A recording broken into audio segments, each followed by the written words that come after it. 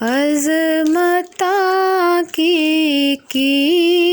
سناواں مادیاں،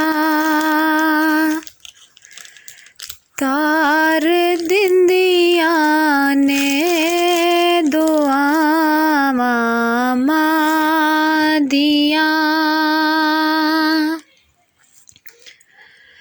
لال پیارا جد تکر کر نہیں آمدا، رین بوہے تے نگاواں مادیاں، روپ خود پیارے محمد مصطفیٰ، یاد جد آیاں وفاواں مادیاں، عظمتاں کی سناواں مادیاں۔ السلام علیکم جی، کیا حال چال ہے؟ امید ہے کہ آپ سب ٹھیک ہوں گے اپنے پیاروں کے ساتھ۔ میرا ولاگ آج 2-3 دن کے بعد آیا ہے۔ اس کی وجہ یہ تھی کہ ہمارے ایک ڈیتھ ہو گئی تھی، اور ڈیتھ ہوئی بھی میرے بہت ہی قریبی انسان کی تھی، جس کی وجہ سے مجھ میں ہمت ہی نہیں تھی کہ کوئی بھی ولاگ کرنے کی، کوئی بھی بات کرنے کی۔ آج بھی کوئی ڈیلی روٹین کچھ شیئر کرنے کی ہمت نہیں ہو رہی تھی، تو سوچا ویسے ہی میں نے خود سے بیٹھ کے باتیں کر لیتی ہوں ان کی۔ میرا جو لاسٹ ولاگ آیا تھا وہ آیا تھا آئی تھنک 3 مارچ کو شام میں میرا لاسٹ ولاگ آیا ہے۔ اس کے بعد رات میں ویسے ہی اپنے روم میں بیٹھی تھی، اپنے بچوں کے ساتھ کھیل رہی تھی۔ رات کو تقریباً 8:30-9 بجے مجھے میرے بھائی کا میسیج آیا ہے۔ ہماری نانی اماں تھی، وہ ان کی اچانک سے طبیعت خراب ہو گئی۔ ایج ان کی تو اتنی زیادہ ایج تو نہیں تھی، مطلب کہ ویسے تو ایجڈ ہی تھیں، ظاہری بات ہے، لیکن پتہ نہیں، ایک تو یہ بات ہے کہ شاید اپنے جو ہوتے ہیں وہ جس مرضی ایج میں آ جائیں، بندے کا دل نہیں چاہتا کہ وہ ہم سے دور جائیں یا ان کو کچھ بھی ہو، بندہ سوچ نہیں سکتا ان کے بارے میں کچھ ایسا۔ تو اس کا مجھے اچانک سے میرے بھائی کا میسیج آیا رات کو کہ امی، ہم ان کو ویسے امی کہتے تھے، کہ نانی اماں کی طبیعت خراب ہے اور وہ ہاسپٹلائز ہے۔ میں نے دوبارہ سے پھر فون کر کے جب پوچھا تو پتہ چلا کہ اسی دن ان کی طبیعت اچانک سے خراب ہوئی ہے، ان کو ہاسپٹل لے گئے ہیں، اور مطلب کہ اسی ٹائم پتہ چل گیا ہے کہ ان کی جو کنڈیشن ہے نا وہ بہت زیادہ سیریس ہے۔ ڈاکٹرز نے بتا دیا ہے کہ ان کو ہارٹ اٹیک ہوئے کو 6 گھنٹے جو گزر چکے تھے، وہ اس ٹائم مطلب کہ ان کا ہارٹ بالکل فیل ہو چکا تھا، وہ کام بالکل نہیں کر رہا تھا، آرٹیفیشلی طریقے سے ڈاکٹرز ان کو سانس دے رہے تھے۔ تو وہ ساری رات ایسے ہی گزری، پوچھتے ہوئے بار بار کہ شاید کوئی امپرومنٹ ہو، لیکن نہیں، کوئی امپرومنٹ نہیں ہوئی۔ پھر صبح کے ٹائم ایسا ہوا ہے کہ ایک دفعہ پتہ چلا کہ ایک دفعہ انہوں نے تھوڑا سا ہاتھ ہلایا ہے، پھر بھی ہمیں تھوڑا سا حوصلہ ہوا کہ شاید تھوڑا کچھ امپرومنٹ کی طرف جا رہی ہیں، لیکن وہ ہاتھ بھی اس طرح ہلا ہے کہ جیسے شاید کوئی پین میں ہلا ہو، یا پتہ نہیں، وہی لاسٹ جو مومنٹ تھی ان کی وہی تھی۔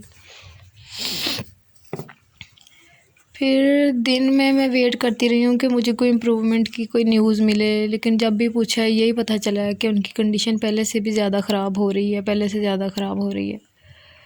پھر تقریباً شام کو 4 بجے میں ان کو ہاسپٹل دیکھنے گئی ہوں۔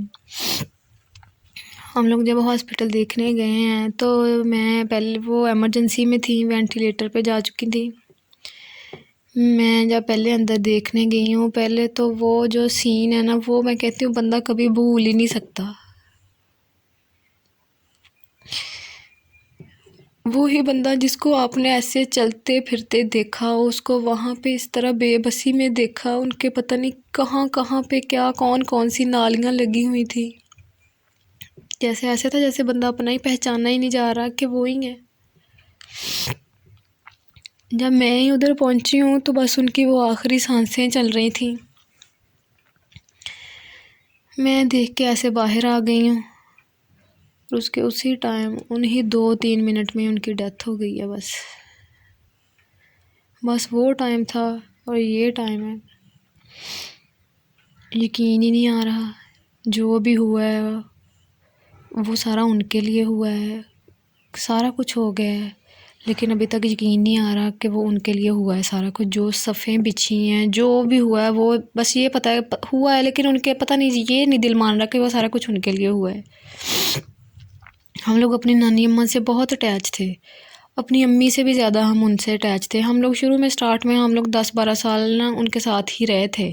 اس وجہ سے شاید ہماری ان سے زیادہ ہی اٹیچمنٹ تھی. یہ میں بھی سبھی کی ہوتی ہوگی، ہماری ہمیں لگتا ہے اس وجہ سے زیادہ اٹیچمنٹ تھی. ان کی بھی ہمارے ساتھ باقی بچوں کی نسبت کچھ زیادہ ہی تھی، ہماری تو ان سے بہت ہی زیادہ تھی. تو ان کو اس طرح اس حالت میں دیکھنا بہت مشکل تھا.